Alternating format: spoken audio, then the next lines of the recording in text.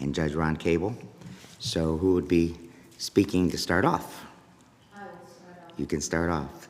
And if you would, with all presenters, we have a copy of our budget. If you would like to refer to, I don't know if you have the same copy, but hopefully you can mention the page number that you're on, as well as on the goals and objectives document, what page number that is too, referring to, so we can follow along.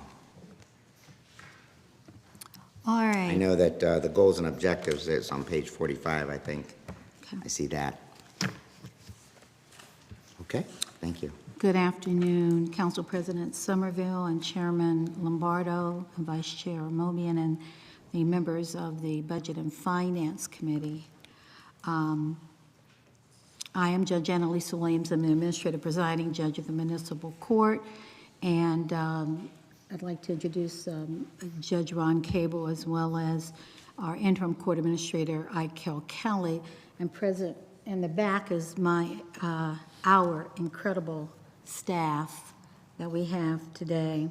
So on behalf of the court, we want to thank you thank you for this opportunity to review the 2024 budget proposals for the Judicial Division. The budget request reflects the personnel costs, planned expenditures, projected services which the judges have determined necessary to operate a fully functional court and to meet the mandates associated with such programs and services. We have, I think we did send it to you, our accomplishments in 2023 as well as our goals in 2024. In addition, I would like to note that the court has made every effort to be financially responsible, including operating with a smaller number of employees, a smaller size probation department compared to similarly situated municipal courts, while at the same time the court has operated the largest number of court programs and services. I won't go into them, but we have, outpacing other municipal courts across the country. As of 2024, the court has 6 specialized dockets, 3 new specialized programs, including the most recent Connect, serving offenders with disabilities, and our new housing program. While the court is certainly mindful of the current economic conditions, our budget reflects services which are necessary to operate a fully functional court and to meet mandates associated with such programs. We were successful in receiving over $900,000 in grant awards to initiate a housing program to address the prevalence and causes of evictions. So when compared with other specialized or other municipal courts, the Akron Municipal Court is a nationally recognized court. We serve as a national mentor court with the first family domestic violence mental health court, in addition OVI court, and our programs. So as you can see from in terms of the 2023 case activities, the court continues to provide mandated services. We handled 13,952 traffic cases compared to 13,229 in 2022, 8,499 civil cases compared to 8,137 in 22, and 9,000 criminal cases in 23 compared to 9,198 in 22. So just in terms of our mission and in terms of our accomplishments, we want to continue to implement a new case management system, create and plan a secure funding for a formal grant management program, continue to implement the housing program proposals, remain at the forefront of the Ohio court system with innovative programs. We also want to thank you for our incredible building that we now have that we can operate. But one of the things that we do want to talk about that is not in our budget is the need for a grant writer, a full-time grant writer. One of the things that we have been able to do is, as you can see, we did secure about $900,000 in grants. Those were state and local grants, but we are missing out on millions of dollars nationally because we do not have a dedicated grant writer. We are asking for a full-time grant writer. We are hoping that at the end of that first year, that grant writer will be able to secure enough grants where they can probably pay for their own salary. But at this point, we definitely need to have a dedicated grant writer. We have 4 positions right now that we have because of grants. We want to make sure that we can keep them after those grants expire, and we don't have the time to do that in terms of the staff, and our judges right now do not. We just don't have the time. We have someone, Nicole Hagee, who is incredible with getting some local and state grants, but we're missing out. Just in talking with Judge Cable, we just missed out on a huge grant, national grant. My mentee in Youngstown Municipal Court just received $1 million national grant. So there are a lot of grants that are out there. A lot of courts are now seeking and obtaining full-time grant writers who are also compliance officers. And without having those grants, we're not going to be able to really complete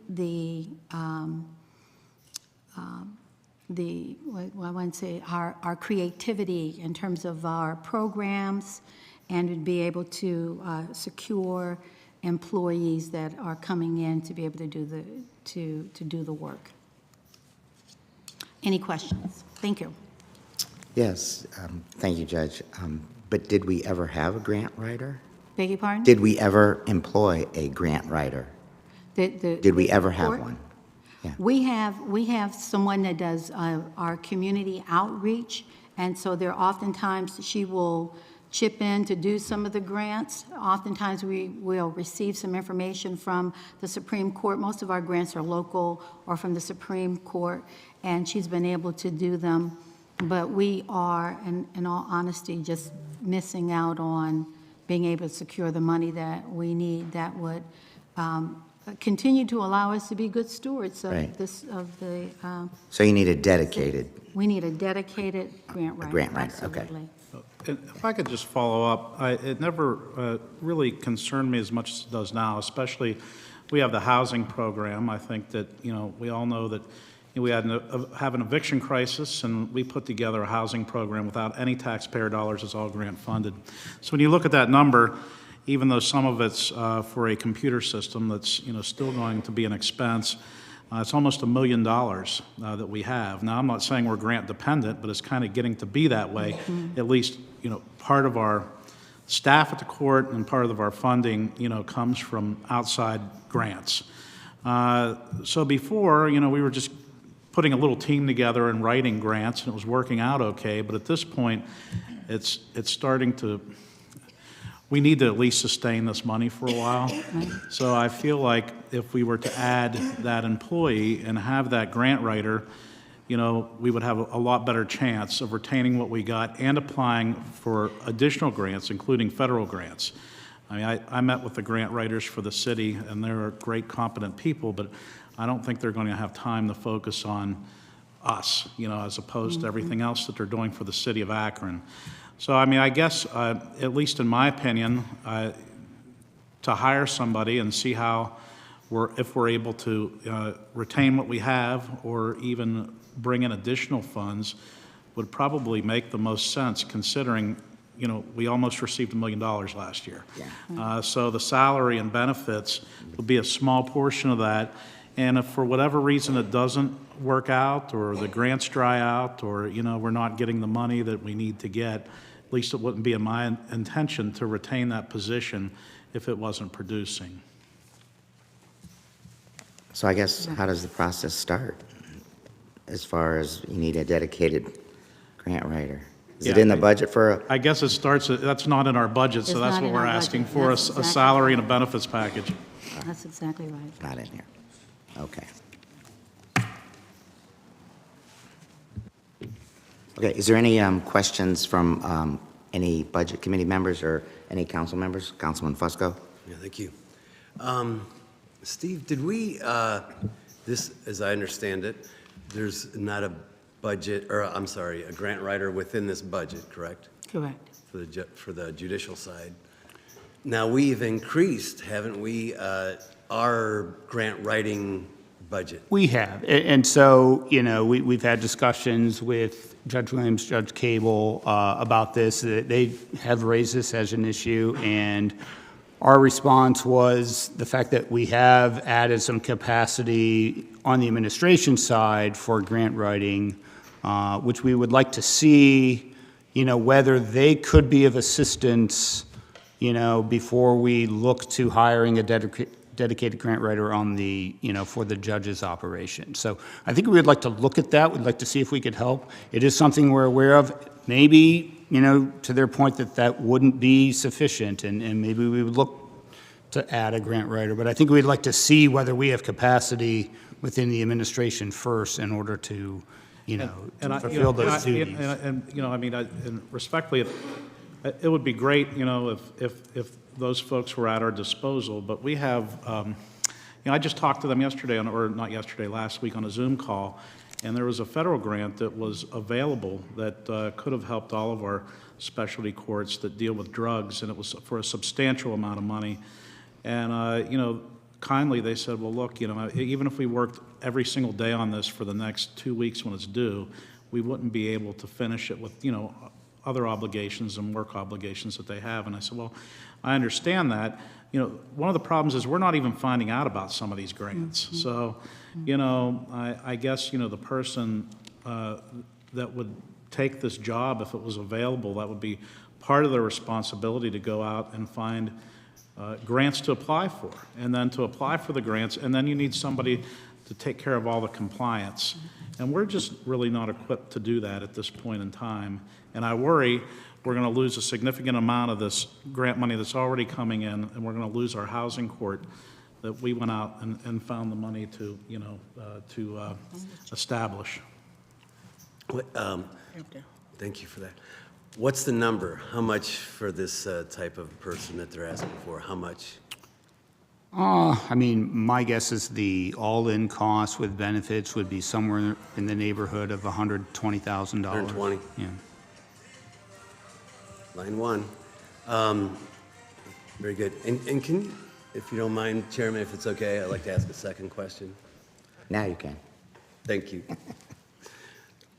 Tell us a little bit about the housing court piece. Now, I know that most cities out there, and how, you had mentioned before, you're doing this without any additional funding and such. And I see here in your report that you've identified the evictions and so on and so forth. Can you tell us a little bit about that? So we actually have 3 young people who are helping with that. We have a court mediator, a court navigator, and our court housing specialist. We actually had, I think was about 3 weeks ago, a meeting with landlords and tenants to talk with them. What we're trying to do certainly is to make sure that the eviction rate goes down by having mediators talk with the landlords. Our court navigator basically talks with tenants, helps them to navigate through what happens when you get an eviction, and then we have a housing specialist that actually helps them find resources to prevent the eviction. And I apologize, I just had the one, and I should have made copies, but I can certainly leave this with you. So, so far, so good. It's turning out, we've just begun.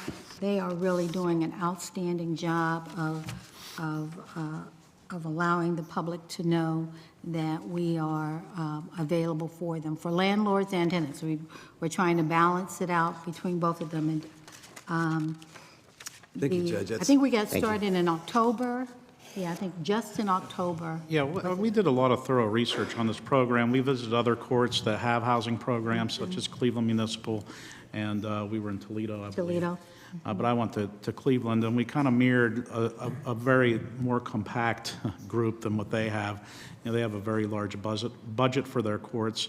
But this is, they're doing a great job. Yeah. I mean, they really are doing a great job. They're not pro-landlord or tenant.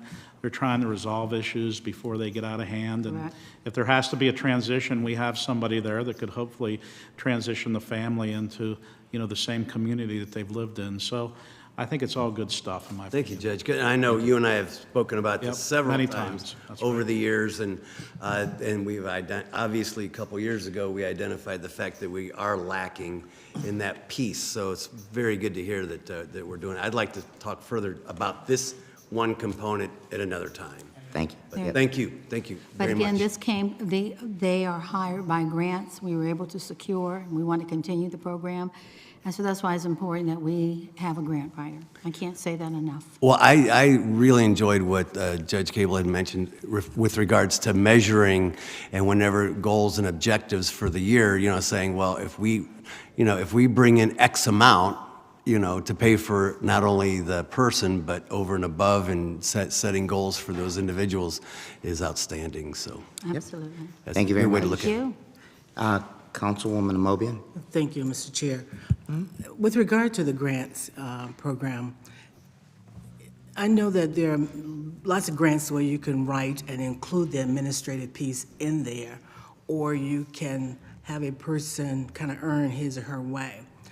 If there's a way that we can look at exploring advancing while they try to find ways to fund that, because I know that there are people who write grants and the grants that they get pay for them, their position. So if there's a way that we can assist the court in trying to figure out how do you get the person on board while they are doing that kind of exploration for funds to cover their position. Thank you. Thank you so much. No further questions. Oh, I'm sorry. Councilman Garrett? Step up to the mic. Thank you, Chairman Phil. For Mr. Fricker, in terms of the grant writer, we have a current staff of grant writers right now with the administration. Are we able to then dedicate one to the court? How does that work, please?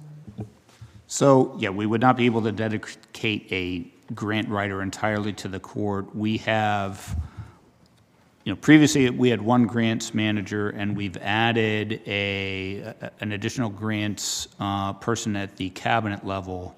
And then there are individual grant writers within the police department, the fire department, and then many people within the service department that also work on grants. So we do have grant writing capacity throughout the city.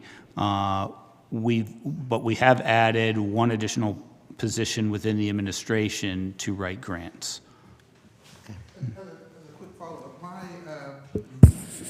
like with the expungement programs and things of that nature that we'd like to see come up, I think it would be really important for them to have a grant writer to help put all of that together. I think the community would be better for it. It's just if there's a way to figure it out, I'd like to. Thank you, Phil. Thank you. Thank you. Mr. Chair, may I? Yes, sure, Chief of Staff. As the person who has those new grant folk on their team and the grant manager from the city, so it's the policy and grant strategist, Emily Beth Osborne, and then the she was with the previous administration, Tessa Smith, who's a grants manager, who met with you all last week, and Judge Cable, I believe they met with you, said it was a great meeting. Now, they do work with every department in the city, so it is helpful when there is some capacity within the department, and I believe you have Nicole Hagee, who I think has done some of this work.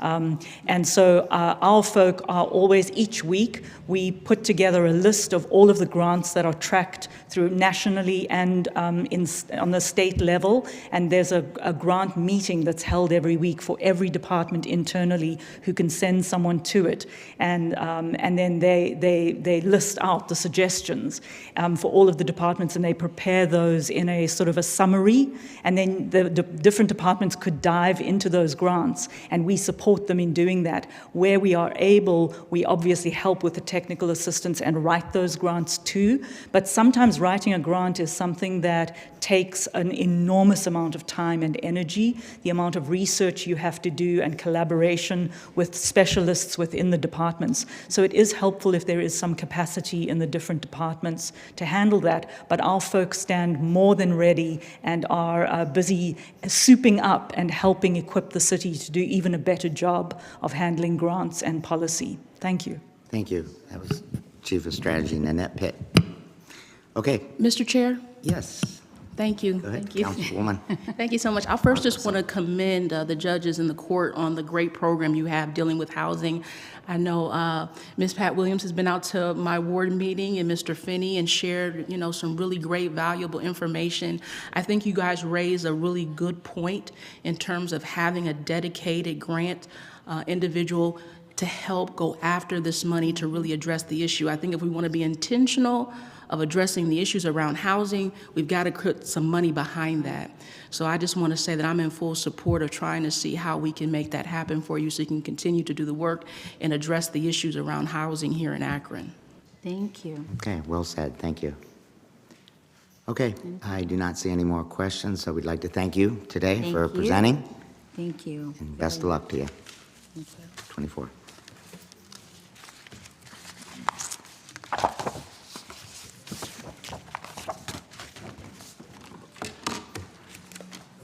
Thanks again for your time. Have a wonderful afternoon. you.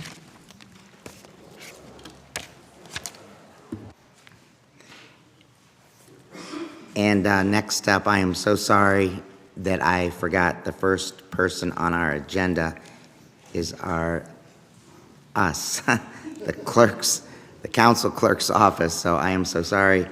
Ms. Sarah Biviano, our clerk of courts, will be presenting. And we are on page 39 of the budget and the goals and objectives. Not sure on that page just yet. I have it. Good. What page on the? You will find the budget beginning on page 40 and the goals on page 42. Oh, is this not the Word document? Oh, okay, 42. I'm sorry. That's okay. The employee count is on 39, and then Okay, got it. Good afternoon. I'm Sarah Biviano, Clerk of Council. Again, you'll find the budget on page 40 and goals on page 42. One of my goals for 2023 was to hire an administrative assistant, which we did. Happy to have Madison join our team. She's done a great job. Part of what the clerk's office does is assist with council initiatives, so things like neighborhood partnership grants, Ring doorbell distribution. You're going to see that on the legislative side of the budget, which President Somerville will address. But the clerk's office works hard to help council with their goals and initiatives, and will continue to do so. A big goal here is to continue to modernize operations. Agendas, minutes, legislation, they're all public-facing through our website, and we're continually adding older records as well. In September, we launched a new sign-up process for public comment period. Again, we used an existing software, so there was no cost to the city. Basically, we made the form digital for a few reasons. One, once someone enters their information once, they don't have to keep entering it all the time, every time they want to speak. The system will autofill when they start to put in their information with the rest of it. Someone could fill out this form from anywhere at any time because it's accessed through our website. This eliminates people having to physically come into the office during business hours to sign up. The software can also tell us exactly when the form was received. In the past, we were getting some through email, some being mailed, some being dropped off, some going to the wrong department first and then coming to us, and some being caught by the email spam filter. So this eliminates that and gets them all processed in the exact same way. If someone doesn't have internet access or otherwise needs help with the form, they can come into the clerk's office and we'll use our devices to help get them signed up.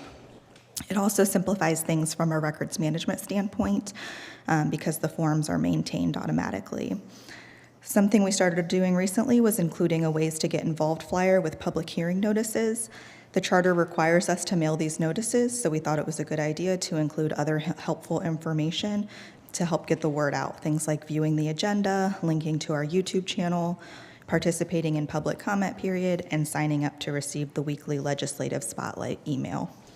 Thanks again, and happy to take any questions. Thank you so much, Sarah. And your office does a fabulous job, I must say. Any questions from any committee members? I do not see any. So, Council President Margot Somerville. Okay. Good afternoon. If you look, our budget for Akron City Council is on page 41.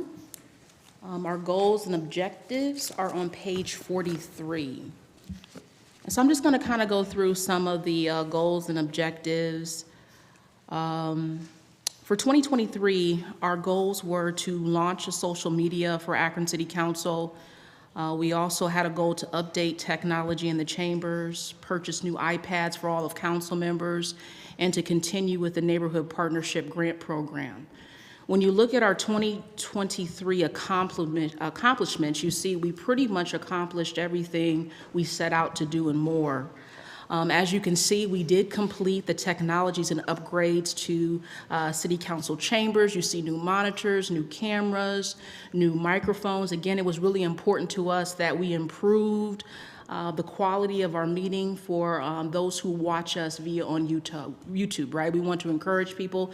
They don't have to necessarily come downtown to participate in their government. They can do that at their homes or at their place of business.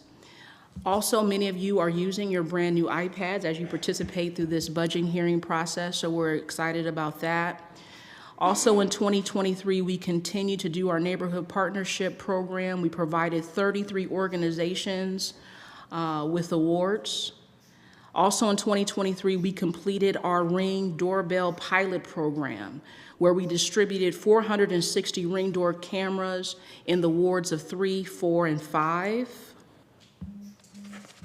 I now want to kind of move to highlight some of our 2024 goals and objectives that we have for this year.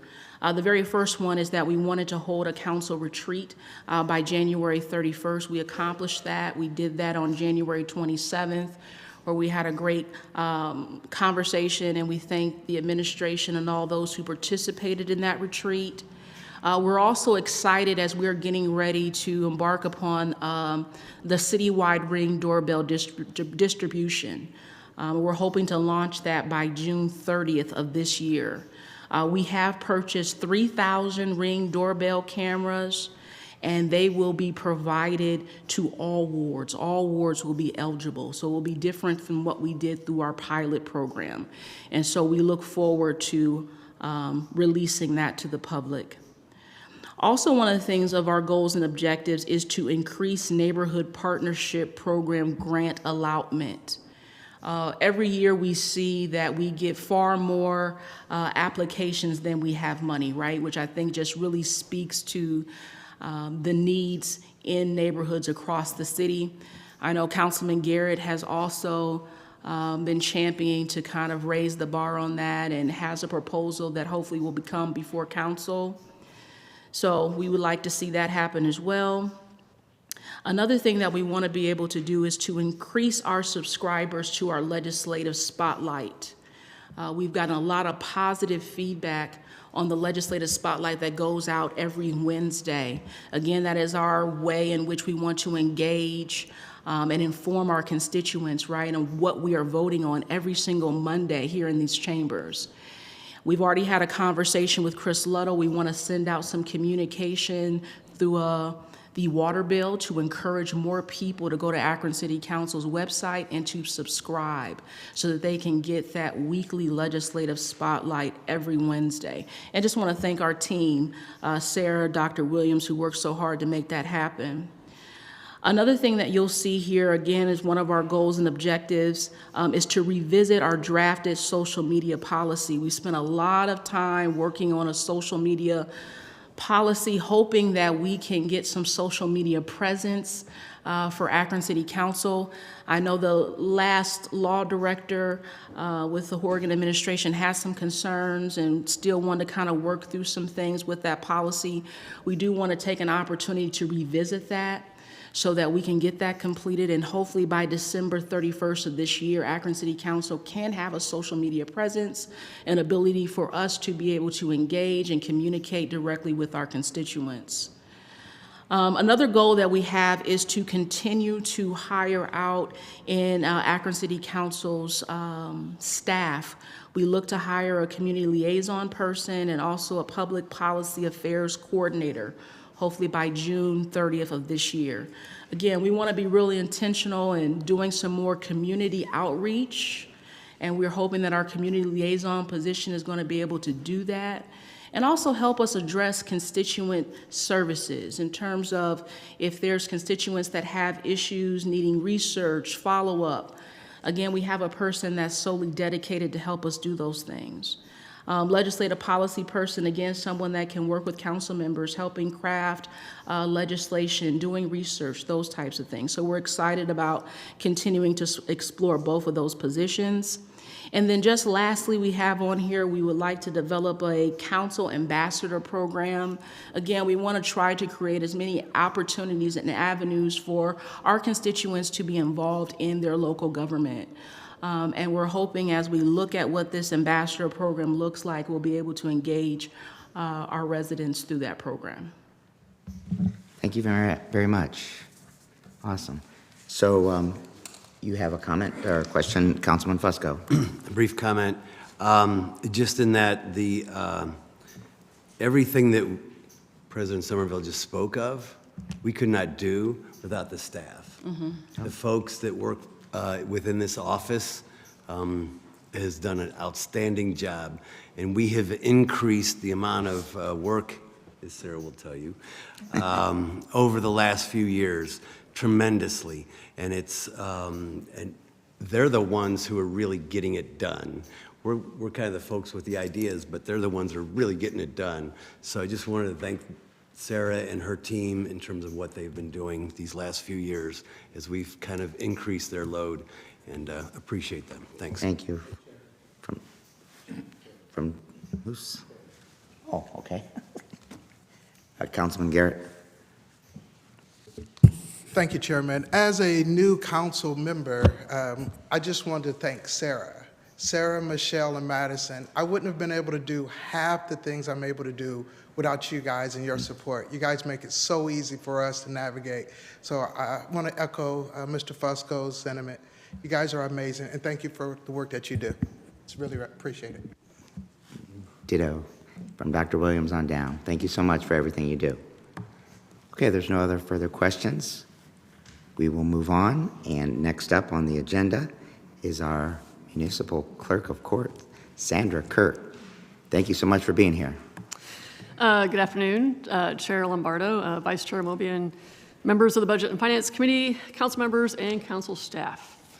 Thank you also to Steve Fricker and your staff for all the support that you've provided us in developing our budget.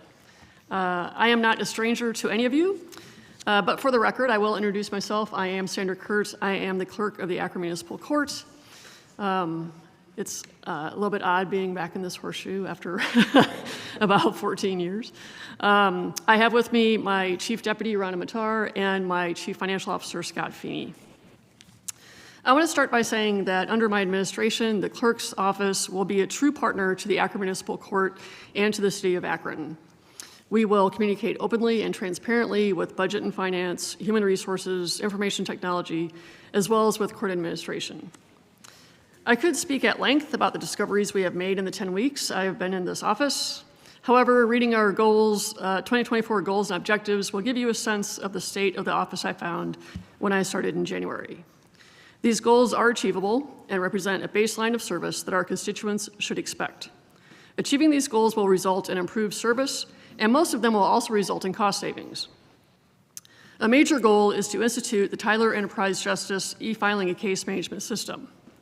We are hiring a project manager to drive this forward movement and to bring our technology level into the 21st century. My last goal, number 9, however, I expect will require a request to council for an additional appropriation. Audits are routine with a change in administration. Additionally, this audit is necessary because of the state of finances that we encountered upon entering the office. The criminal and traffic divisions have not reconciled since April of last year. They should, of course, be reconciled every month. The documentation is in disarray. As an example, we're finding portions of May's records in the August files. The office experienced a tremendous loss of institutional knowledge under my predecessor, particularly in the areas of accounting and bookkeeping, and the state of finances reflects that. A professional audit will ensure we leave no stone unturned in our efforts to implement standard professional accounting practices throughout our divisions. We have already instituted policies and procedures that have improved productivity and decreased overtime. As we work towards our goals, we will see continued improvement in productivity and service to our constituents and customers. And with that, I'm happy to entertain any questions you may have. I know you finished this, but we're on page 47 for the. Oh, the I don't goals. have the page numbers in front of That's me, okay. actually. I'm sorry. And then 44 for the financial documents. Yeah, so these are, right, 44, I believe, is where the budget document is. Yes. Okay. Very good. So Councilman Fusco has a question. Yes, thank you. Welcome back. Thank you. Welcome. Welcome you guys too. No, this is as someone who kind of studied that office for a bit a while back. That was, I thought, the first thing that ought to be done. Whenever if someone would ever, take over that area. And so my question is, that's the first step. And what kind of cost? And have you talked to? I was thinking, way back when, and I don't know the dynamics behind an audit, so on and so forth, but I do know that the county has the budget, the audit department that does a great job, and they're quite used to kind of turning over rocks and leaves or whatever and really digging in. They've done a great job, and I spoke to them some time ago about doing just that. Is there a cost to that? Is that? Yeah. Well, So, I just want to say I talked with the internal audit department of the county while I was still over there, and then again after I came here, and they would be happy to do it. The only challenge is anytime they have a change in administration in any of the charter offices, they want to do a full audit, and so the clerk of courts has asked for that office to be audited. And the prosecutor's office had not been audited for a number of years. And so between those two offices, especially the prosecutor's office, because it's been some time since they've been audited, the county did not feel that they would have time to even look at us at the very earliest in the second quarter, and probably not even then. Yeah. So, and county obviously comes first to the county internal audit department. Exactly right. And that was part of the discussion we had, was the timing and when that could be done. And obviously you all are going to want this sooner than later, understandable. Right. Steve, any comments? So I will say we do have $50,000 within this budget for. There is money in this budget for that. Oh, okay. Excellent. Good luck. That's all I can say, because I have a feeling that. Thank you. Yeah. Thank you. Reserved comment. Very good. Thank you so much for presenting today. You're welcome. No other questions? All right. Thank you and have a good day. Thank you.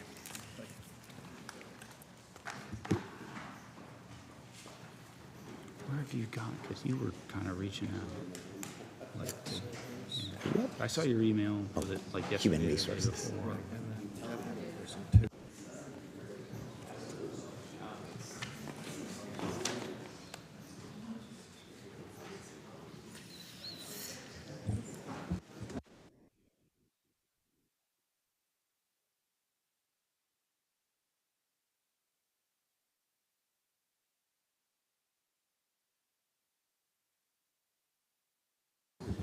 Okay, hi.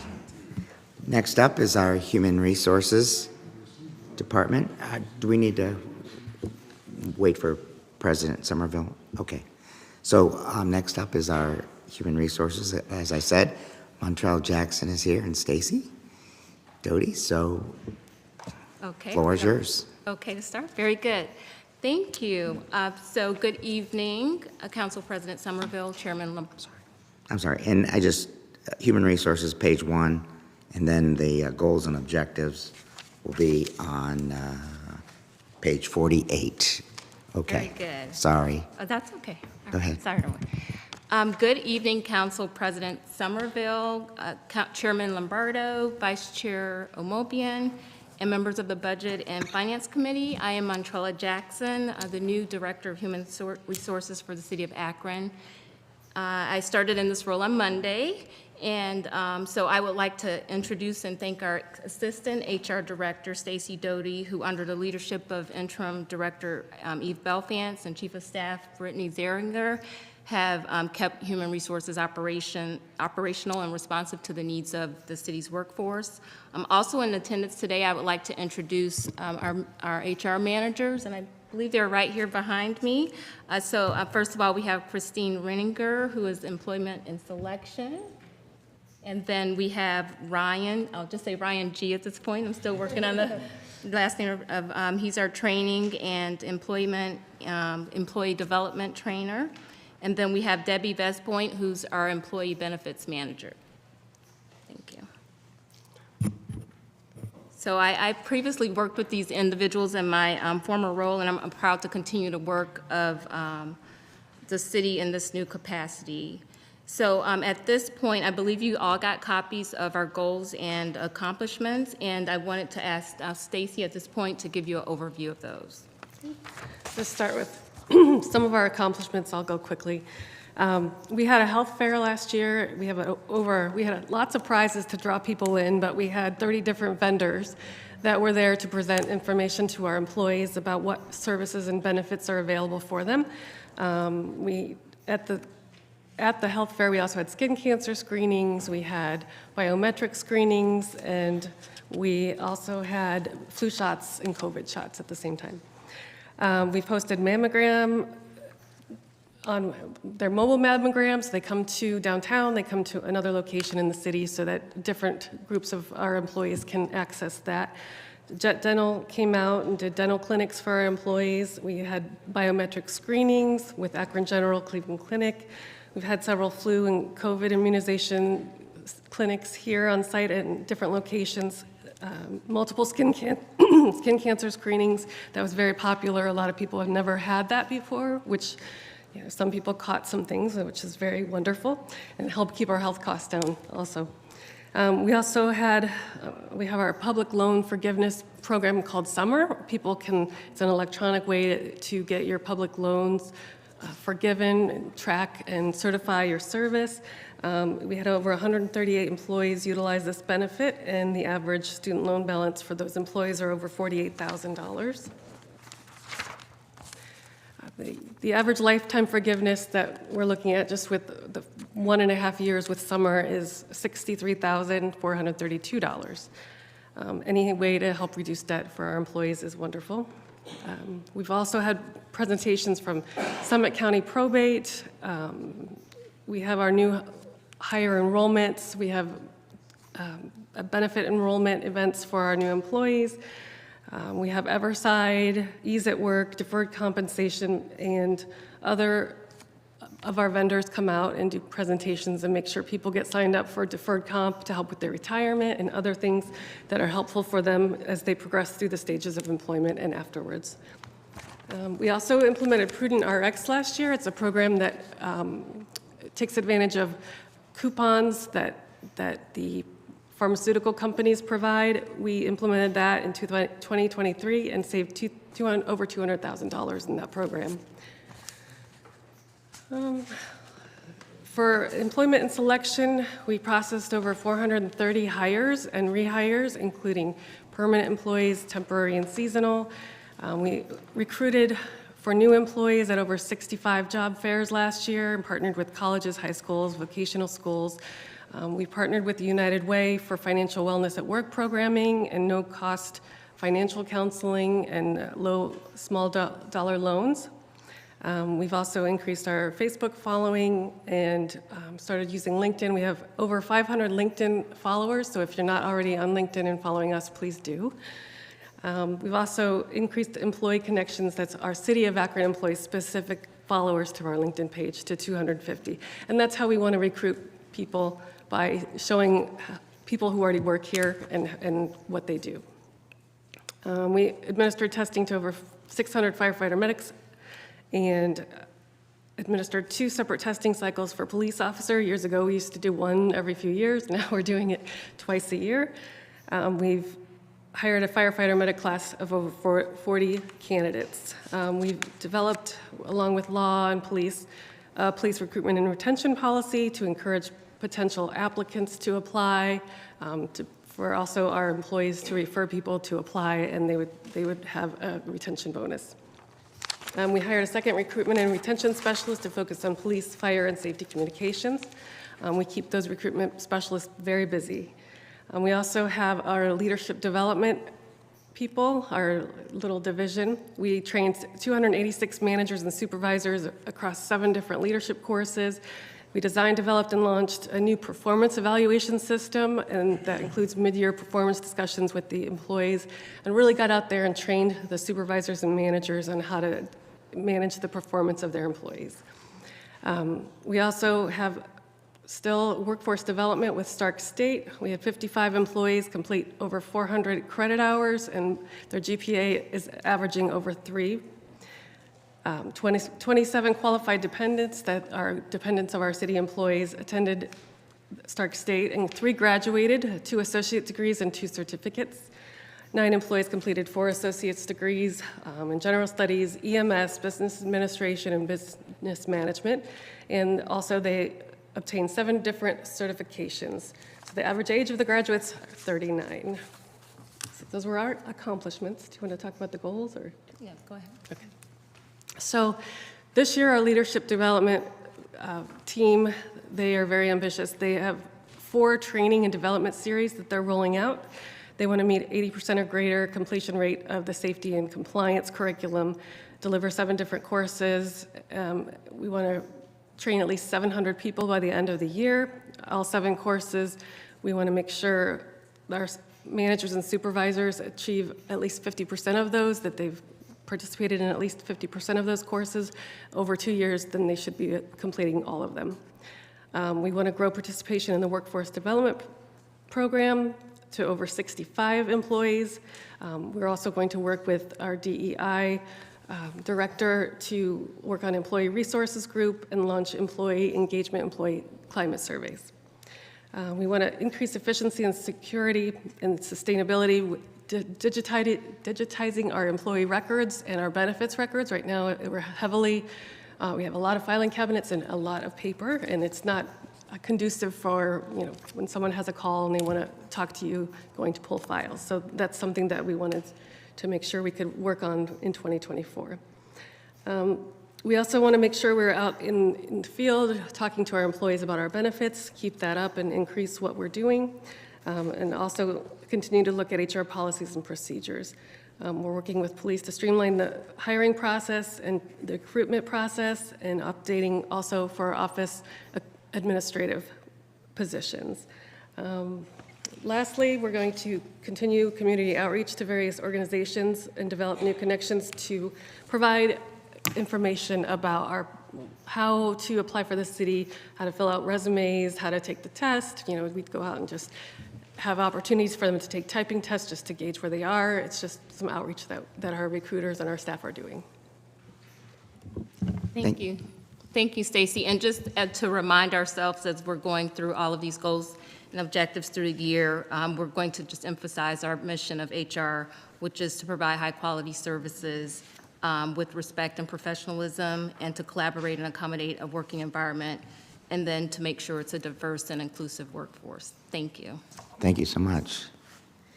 Do we have any questions for our HR department from any council members? Councilman Garrett. Thank you, Chair. The question comes, a couple weeks ago, we had a couple, I think it was either firefighters or police officers who had concerns about not being able to get benefits timely. Do we have staff to handle that, or what seems to be the delay in that process? Thank you.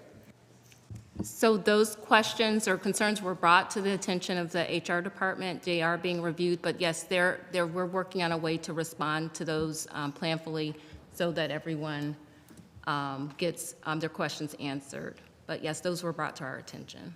Thank you. We are bringing on 2 additional staff members in the next few weeks. Thank you. Council President Margot Somerville. Thank you. No question, but just a comment. I wanted just to thank Stacy Doty for all of your help. You have been phenomenal. Your team has. We've been working closely as we've created 3 new positions. I've had opportunity to participate in interviews with your team. and you guys are doing an amazing job. You represent Akron very well, and you sell Akron very well. So I just wanted to say thank you publicly. Very good. Well, thank you so much for your time this afternoon. Wish you well. And please come back.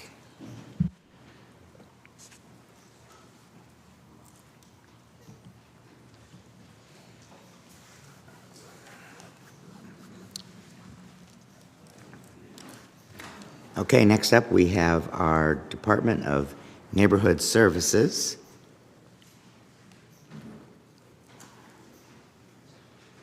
And for those of you with the budget in front of you, that's page 150. And as far as goals and objectives, that's page 53.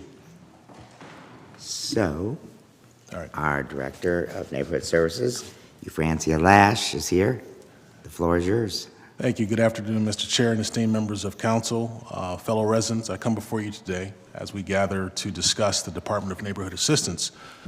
As we gather here for this budget hearing, it is imperative that we recognize the significance of investing in our neighborhoods and the well-being of our residents and our community as a whole. I want to thank you for taking this time to review our budget for our division. We have a dedicated staff of 65.5 employees, and I know you're probably asking what the 0.5 is, but I think the budget does share what that is. Our employees work very hard and are very dedicated throughout the year. A fraction of those employees, I'm pleased to announce that Mayor Malik has just reassigned Parks and Recreation to our division, and we're very happy to have them, and Brittany and her entire staff. So that's something we're very excited about, and we're looking forward to a great 2024. I'm proud of each of these employees that represent our division. They show dedication. It's displayed each and every day. Our Housing and Community Services Division is presently led by Doug Taylor. He is actually the one leading. We're currently looking to fill the role of a Housing and Rehabilitations Manager. Our Housing Compliance Division is led by Dwayne Greger, and we have Jody Forrester, who's a sanitarian supervisor, here today in his stead. We want to send a special shout out to Dwayne, as he experienced loss today while at work, so he is not able to be here. So we just wanted to say that for our esteemed colleague. For our Nuisance Compliance Division, we have Greg Kalel, who actually manages our Nuisance Compliance Division and our 311 call center. And again, we have, for our Parks and Recreation Division, we have Miss Brittany Smokel, who actually is our division manager. I'm a manager who believes in team. Together, everyone achieves more. So I told them that they could share top-level points as far as their accomplishments for 2023 and what they're looking for 2024. But I want to actually just go over some things for DNA, just a high level for our goals for 24.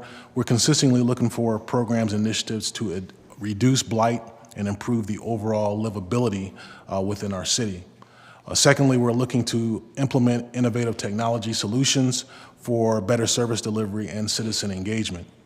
Also focusing on a forward-moving home repair program, our Akron Home Repair Program, which all of you are familiar with. We're looking to close the first phase of that program as we enter into the second phase, which should begin probably latter part of April, early May. And then we're also looking to focus on professional development for all of our employees who are seeking to increase or grow themselves professionally and enhance their skill sets. So very briefly, I'm going to ask if Brittany would come up and just share some points for Parks and Recreation.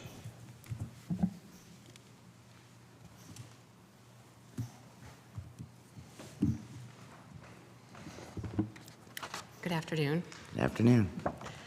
So I'm Brittany Schmokel, the Recreation and Parks Manager, and some of our accomplishments from 2023 I am very excited to share because we were excited about the capital improvement projects that we have going on.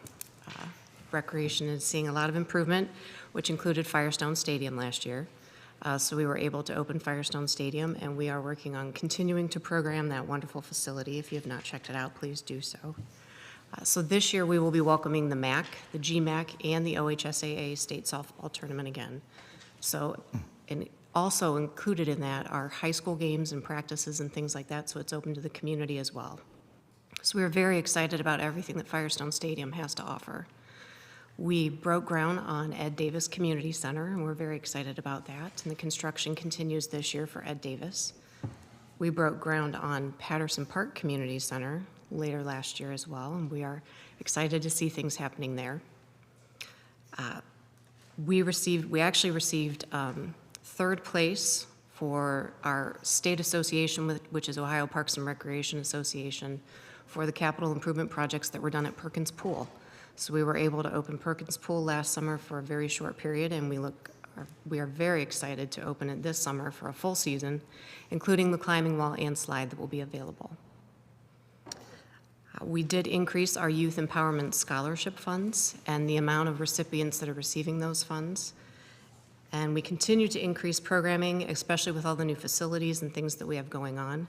So in 2024, we're mainly focusing on the programming that we've got going on, the new facilities that will be opening, and we look forward to serving the community even more. Thank you, Brittany. Thank you so much. We have Jody Forster, Housing Complaints. Good afternoon. Good afternoon. In 2023, we did accomplish a few things that we had wanted to achieve. One was we continued to work with a third-party vendor that we had contracted to build an online short-term rental registration platform. We also were able to add one eligible landlord to the mandatory inspection program in 2023. And one previously identified landlord had properties reactivated in 2023. Our goals and objectives for 2024 are to fully implement the online registration of short-term rentals so that this can generate revenue and provide a mechanism for immediate response to neighborhood complaints. We would also like to work to deploy technology necessary to enable paperless housing inspections to increase code enforcement efficiency. And lastly, we would like to work to identify a minimum of 5 historically I knew this was going to happen. I'm not reading my own paper, obviously. Recalcitrant multi-unit developments for additional or ongoing targeted inspections and enforcement. Thank you, Jody. And just to note, going back to some of our previous years, having the same discussion in this meeting, we are going to pilot new technology, tablets, for our outside field inspections. So we're actually going to be doing that within the coming weeks, partnering with IT and just going to go out and practice, flesh out all the bugs if there are any, working with CityWorks, the CityWorks platform. So I wanted to inform you all that what you have questioned in years past, we're actually implementing that in 2024. Doug? Hi, my name's Doug Taylor. I'm administrator of the Housing Rehabilitation Program. Our accomplishments for 2023 was we applied for additional extension time in the closeout of our grant at the request of HUD. At that point, we requested a 6-month extension. We completed an additional, we committed to an additional 25 jobs, took our totals from 250 to 275. That grant ended on the 30th of December. We expect the grant to be closing out in the end of June. At that time, we will have completed 303 units, so we're in excess of the units we committed to. We assisted in 50 primarily elderly homeowners with Rebuilding Together, oversight of their program for the minor home repair program. Our emergency roofing program we've been running, we inspected 36 cases and completed 42 in the year of 2023. Got a little bit held up on that program because we're short a loan specialist who's out on injury leave, and we are out short a housing rehab specialist. Hopefully we'll pick that up and be able to make up the additional jobs for this year. We applied for and received the $1.8 million Live Safe Ohio grant, which we are implementing currently. We provided assistance for the ARPA program to assist 3 of those cases that needed assistance. And during 2023, we trained 22 people in lead-based paint and how to deal with lead-based paint. That was contractors, staff, and landlords. We provide oversight for the CHODOs, CDCs, the CHODOs, such as the Well, Nazareth, Mustard Seed, MCAP, WINCO. We oversee a lot of their projects and provide assistance to them. We aren't currently assistance for the NEFCO and Akron Realtors. We did that last year. And we provided inspections for the Planning Department, UNDC, and Habitat programs that they are running. For 2024, we are going to close out our grant, as I said. It'll be closed in June of 2024. We are currently implementing the $1.8 million grant. We should have those jobs completed and under construction by 2025. We are ready to implement the American Rescue Plan where we need help with that program. We will process and complete approximately another 50 to 75 roofing through the emergency roofing program. We will go back through and provide our assistance to Rebuilding Together as needed, provide the technical assistance for the CHODOs and CDCs as needed. We'll provide inspections for the housing projects funded by the CDBG funds. We will implement additional grants for housing as they arise, maybe another Healthy Homes grant or another lead grant, though we're expecting those NOFIS to come out over summer. And we're providing training for staff and contractors as they need for lead remediation as we have in the past. Thank you, Doug. I know time is of the essence. We want to get through this presentation, but we're going to allow Greg Kalel for nuisance. Good afternoon. 2023 accomplishments were all geared around efficiency. A couple of those were the successful reorganization of the Community Service Division into nuisance and creating a zoning inspector. Another one was realigning trash and towing of vehicles together. We worked with the police department to do that. As far as 2024 goals and objectives, again, around efficiency, we're looking at everything, such as the mowing of private and public properties, and also the encampments, really everything within nuisance at this point. Thank you. Thank you. And Chair and members of council, that is our presentation. If you have any questions, we will entertain them at this time. Thank you. Questions from committee members?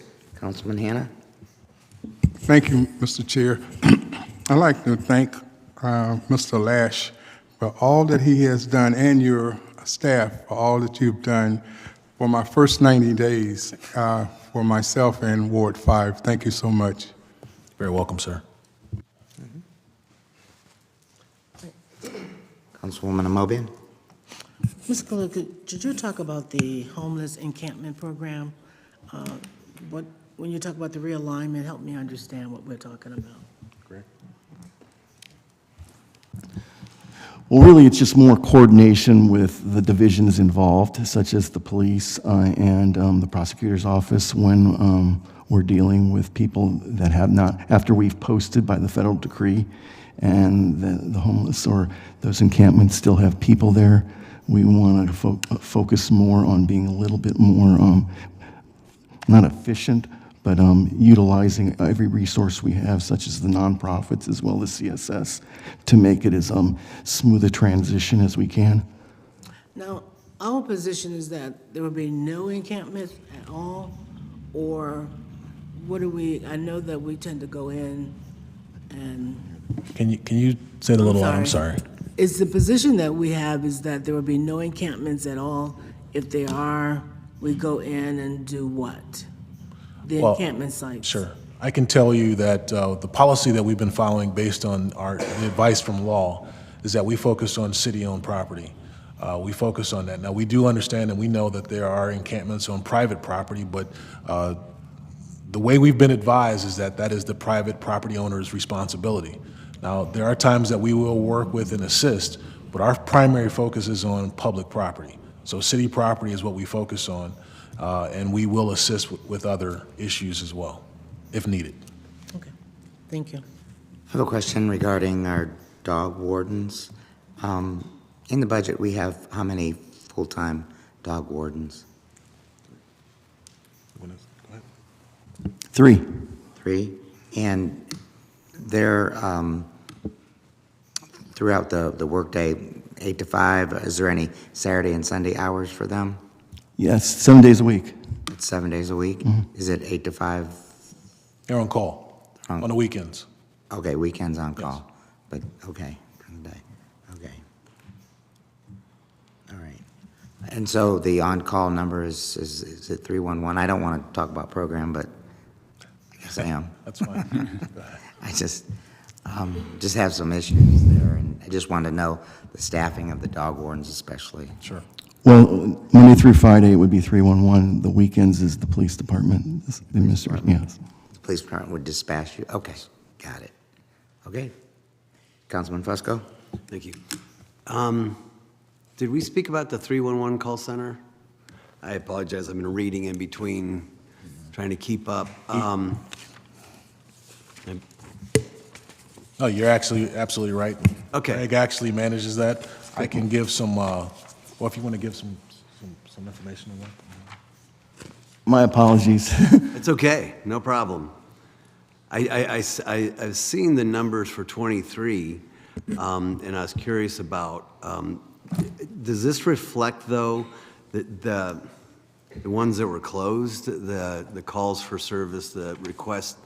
I don't see it on here. I was wondering if we could Okay, update that. which numbers are you referring to now? The close, it's on page 53, I believe, and I see that we receive, is that the process number? Because I see average That's process, calls. total calls processed. Processed. 72,959, yes. And then the average calls presented was 128, correct? Correct. Or handled? Yes. Then is 118.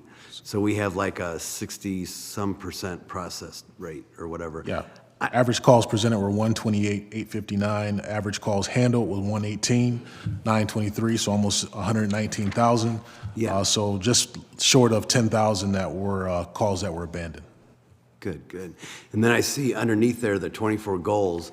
I was wondering, perhaps, coming up with a goal for 24, just a suggestion. I don't Sure. want to micromanage or nothing No. from the legislative side, but, like maybe try to increase the processed piece on a percentage basis or something as a goal for that. Just an idea for that. And then, express goals in terms of, I do see you do have, let me see here, I apologize.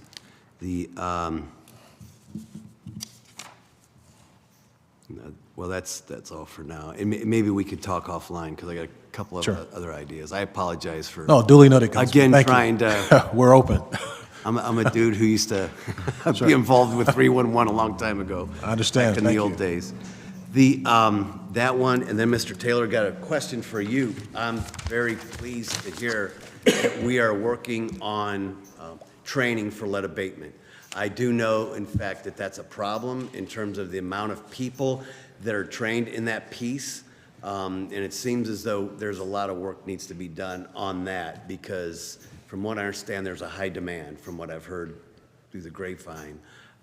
Is there anything we could do as a council to help with regards to the lead abatement, the other pieces that are, because it's a problem, from what I understand, having trained people who can identify and, work through that. Any suggestions?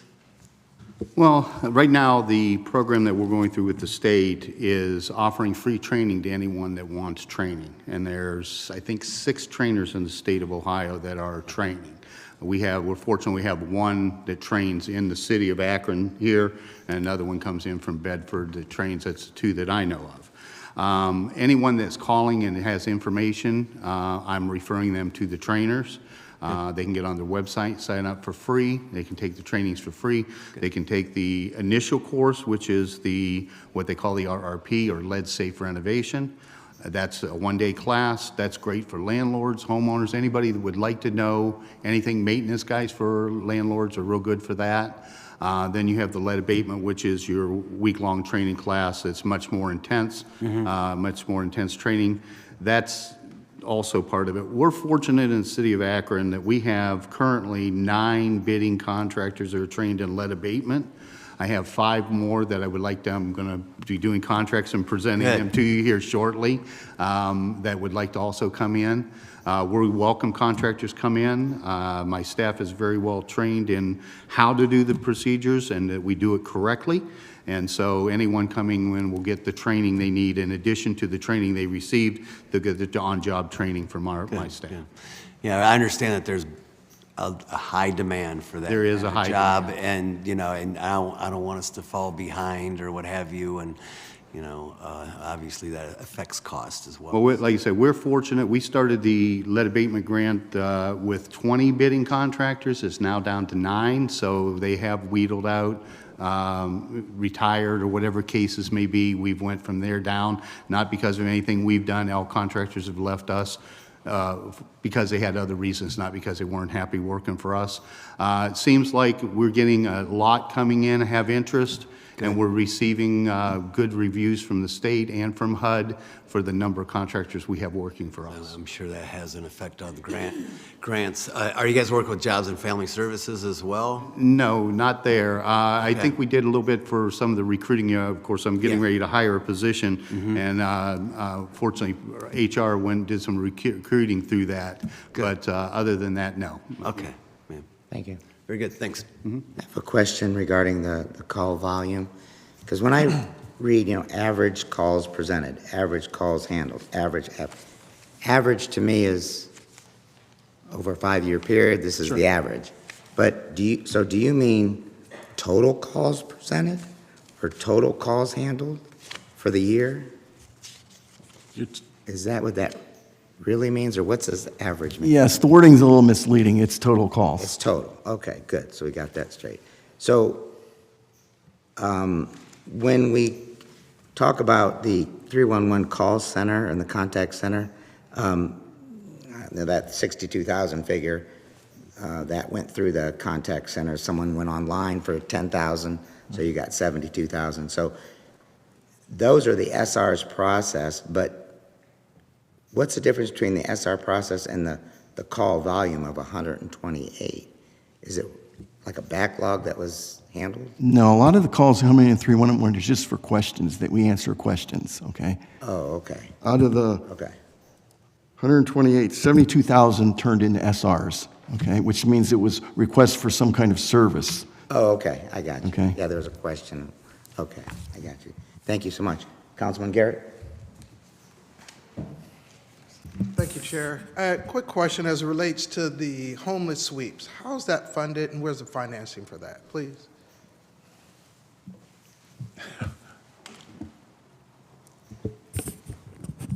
The homeless sweeps, expand upon, Are you referring to it when we clean encampments? Yes. Okay. That comes from a budget, specific budget. yeah, it's the city staff. I mean, and I'm expecting it's a variety of departments. It could be your own people, it could be police, could fire at times, correct? Yeah. Yes. And when that's like on a private property, private owner's property, who handles that? Does the city take care of that, or how does that work? Thank you. Okay, the federal decree was only for public property.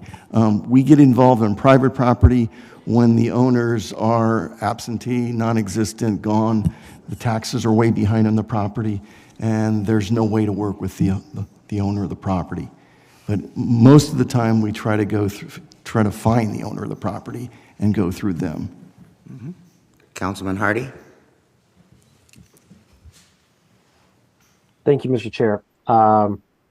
Apologies coming in midway, so I might have missed this, but is it a fair assessment when looking at the Department of Neighborhood Assistance budget and then the individual departments? Is it fair to say this is a flat budget, basically meaning like I'm seeing no increases in people, but I'm not seeing even a ton of increases in cost outside of like inflationary and or labor-related increases. Is that a fair assessment?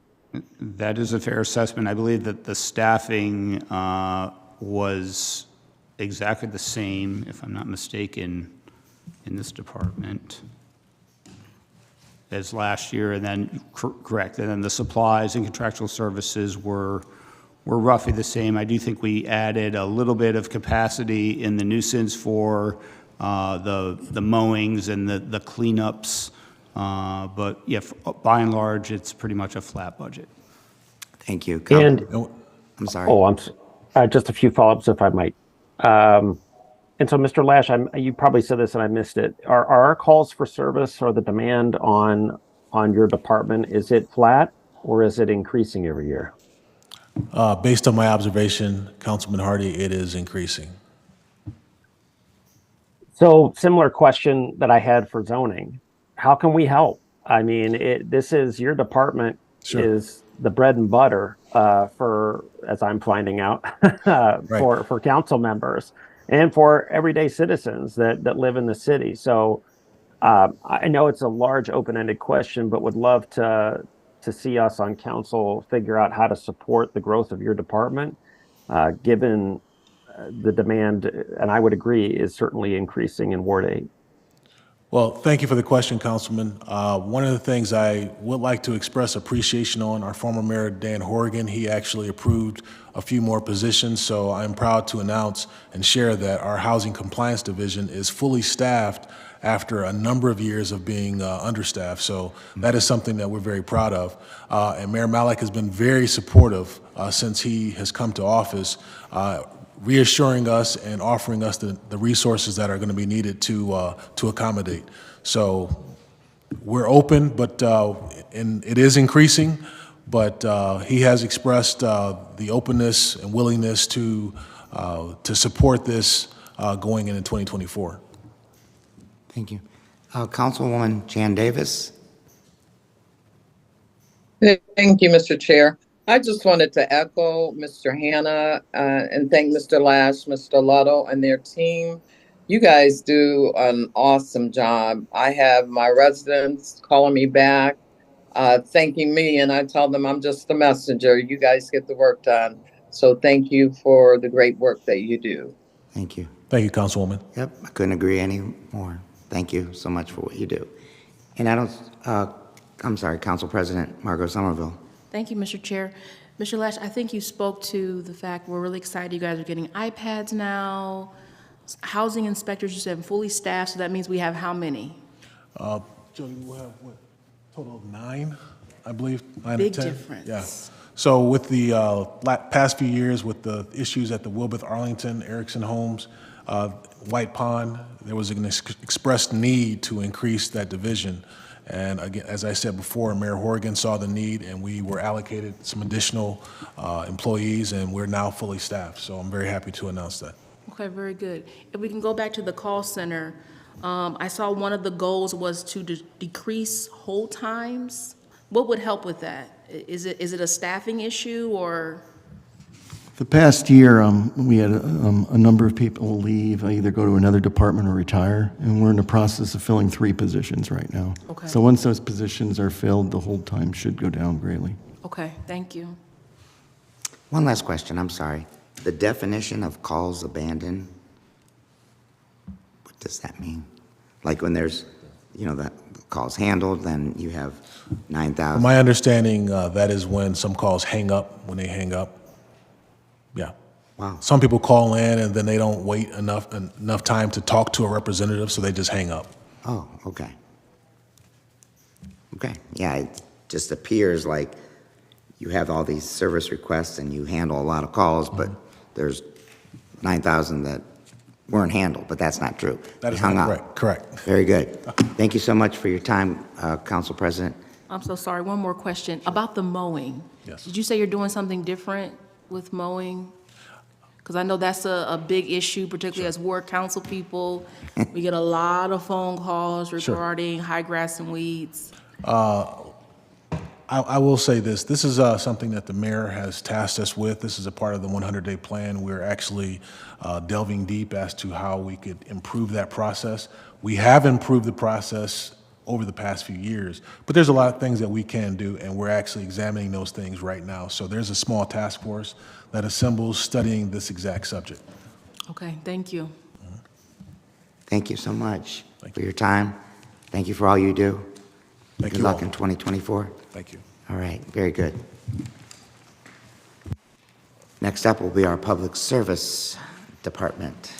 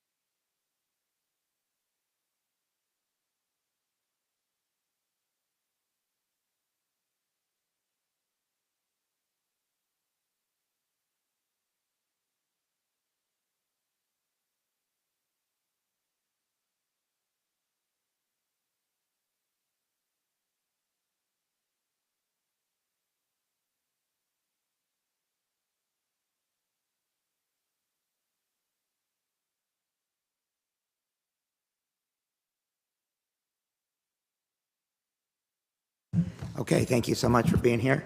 We do have our Director of Public Service, Mr. Chris Luddle, and will handle our public service presentation.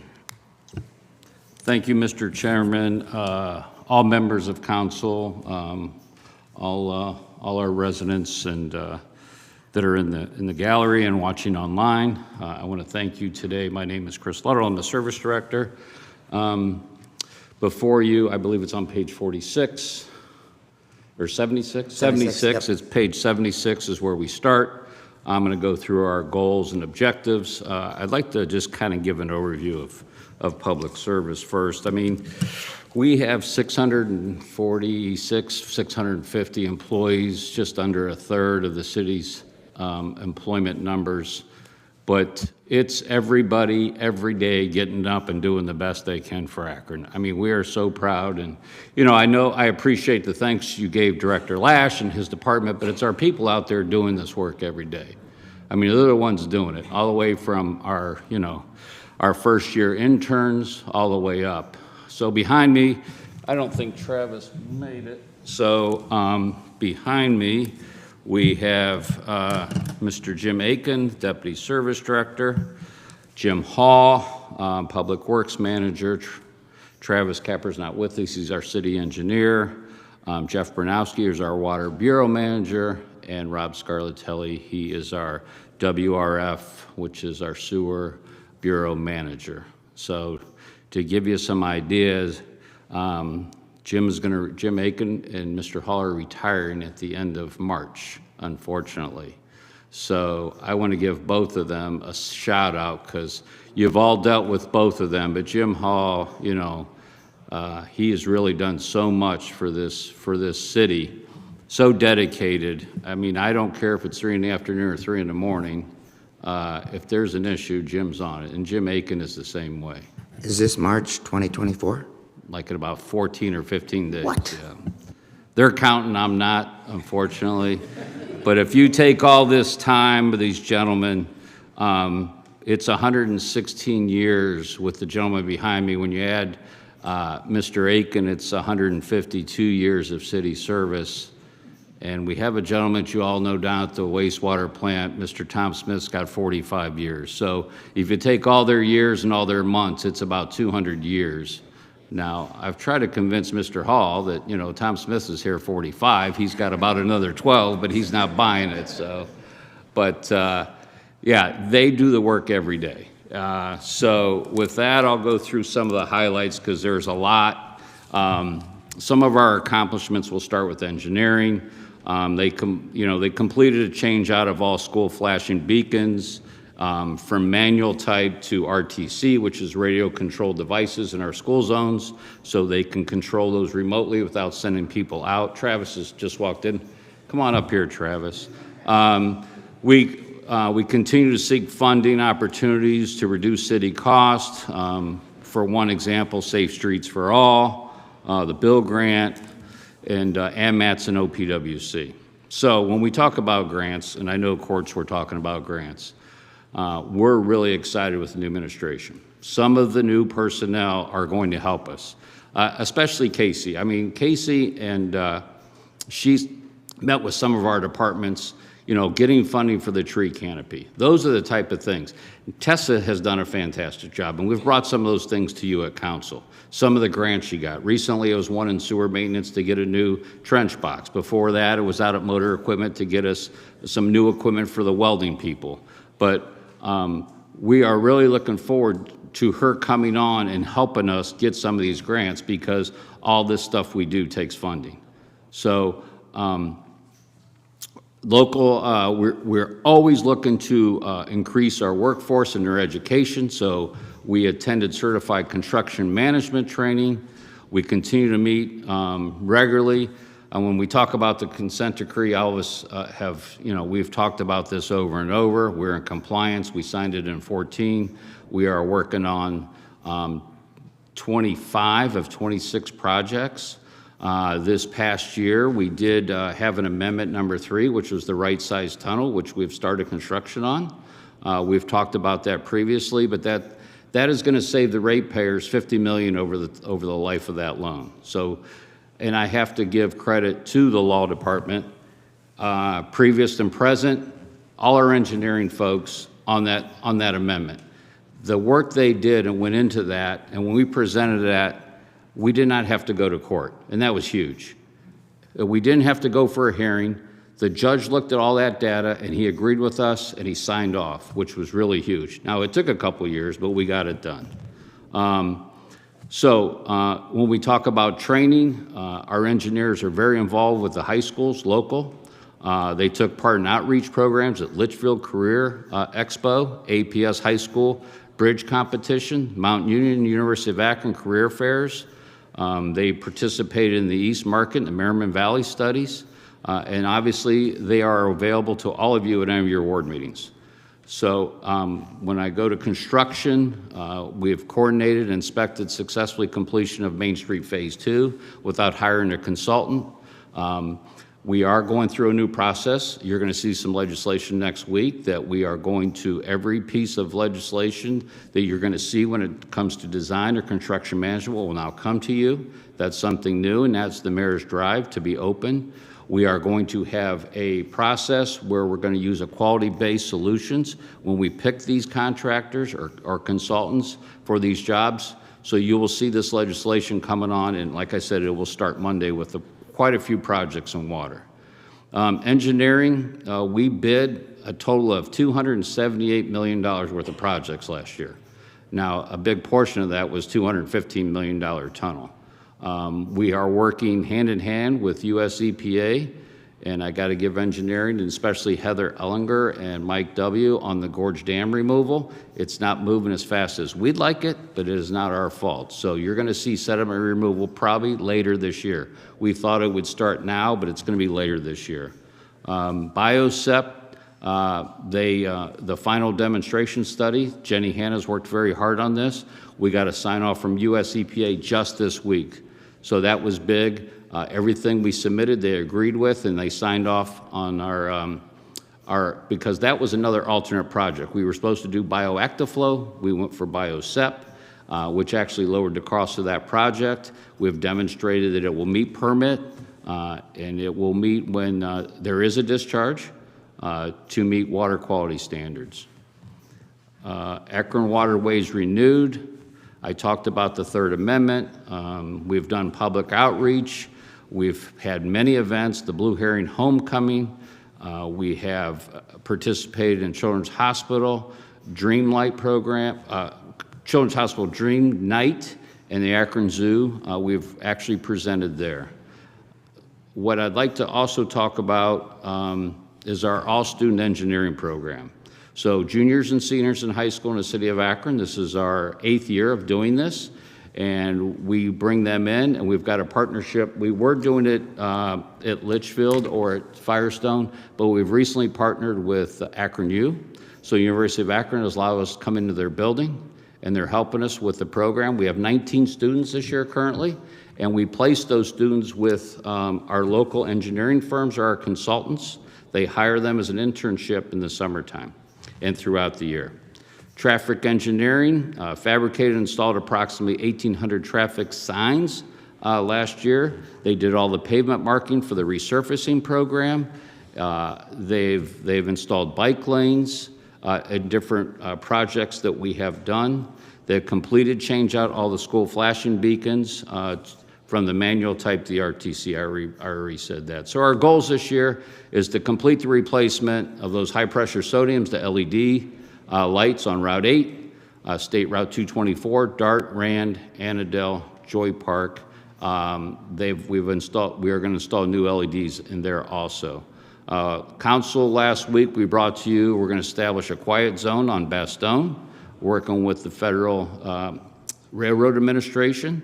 If you've ever worked at the railroad, you know that isn't the easiest thing to do. So we've been going through the process. It's going to take the time, but we really hope this is the start. So that 1 mile around Bastogne, we hope to take it to other areas of the city and create quiet zones.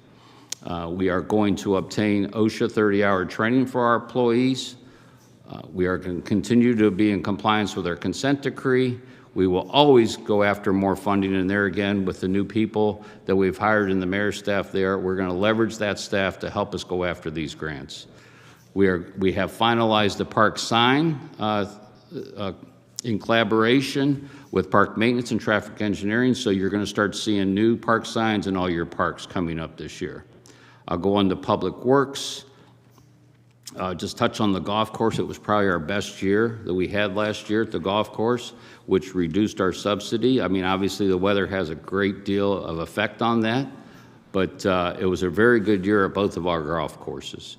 Our accomplishments in building maintenance, we completed and continue to work safely and secure upgrades in existing facilities, including fire suppression upgrades at the Municipal Service Center. That was another project we brought to you that we're going to fully suppress, where we store all our street cleaning and our sanitation equipment. Before, it did not have sprinklers in there, and the contractor, I believe, is going to start. That project has been bid and awarded, and they're going to start very soon. We completed the upgrades to Firestone Stadium. Our goals for this year is to work with the administration and council on sustainable initiatives at all our facilities. Highway maintenance, our resurfacing program was over 40 miles of just our program. Then we had another probably 12 that engineering did, especially in the valley. We restored 550 permit restorations for utility repairs. That is a lot, but that's a lot of water main breaks and sewer excavations that are what we repaired in-house. One thing that we're really proud about our personnel out there in Public Works is any new employee that doesn't have a CDL, and a lot of the young people we hire do not. We train 28 city employees, and they train on their own time. So they stay after they're off shift, and we train them, and 28 passed and received their Class A CDL. So if they had to go out and get that, now I know Stark State has some programs where they help fund city employees, but this probably would have saved each one of those employees between $3,000 and $5,000. So I have to give credit to our guys and gals out there who are training. Motor equipment, you know, we all know since COVID how tough it's been to get new vehicles. They've done a fantastic job keeping our rolling stock going. One thing they've done is these items that frequently break or go bad, they've extended their inventory to help the downtime of these trucks and rolling stock. So they have done a fantastic job at that. One of their goals this year is going to enhance the precision of our salt spreaders, and then our ongoing safety of our welding operation. Parks maintenance, our accomplishments last year, we started and completed the construction of walking paths in Snyder Park and Joy Park. We completed all the upgrades at Firestone Stadium, including the turf. And if you haven't been down there, stop down. I mean, as they said in recreation, we have a lot of events coming up. I know how Akron City Schools are already down there practicing with the weather we have. Most fields you can't even walk on, they're still too wet, but they're down there practicing. I'm sure they're down there today. But the job that these people did in our divisions to remodel these bathrooms, it's phenomenal. I mean, they look like brand-new bathrooms. We did have a minority contractor that we have found. She painted all the bathrooms, but our people in Public Works, they did all the toilets, all the sinks, all the partitions, upgraded them to LED lights, so it is fabulous. And we're actually looking to do that at Lock 3 this year, to upgrade those bathrooms. We did get 3 employees in our continuing training. They're certified arborist certification, and 6 employees obtained their sports field certification through Ohio State University.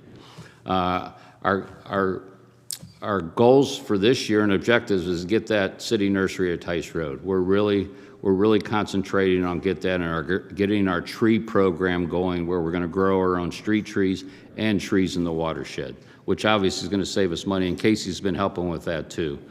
She's already met with John numerous times, well, not numerous, but she's only been here a short time, but they're meeting and they're working on this program. Sanitation, we are looking to optimize our collection system to be more efficient. So we're looking at route and remapping all of our routes to be more efficient. Obviously, maybe not to the degree that UPS, where you have all right turns, but we want to reduce time on the roadway with these trucks, which reduce emissions, and obviously less wear and tear on the trucks throughout the day.